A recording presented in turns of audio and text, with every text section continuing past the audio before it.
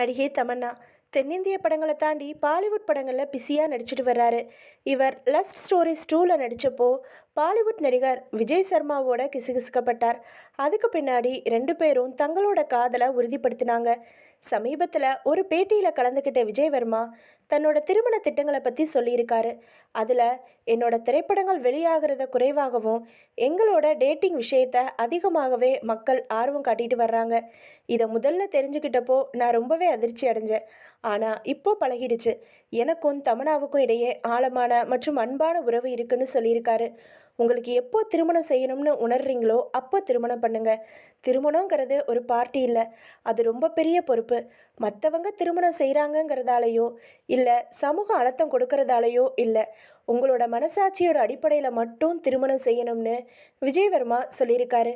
இவரோட இந்த பதிலை பற்றி நீங்கள் என்ன நினைக்கிறீங்க அப்படிங்கிறத கமெண்ட் பாக்ஸில் கமெண்ட் பண்ணுங்கள்.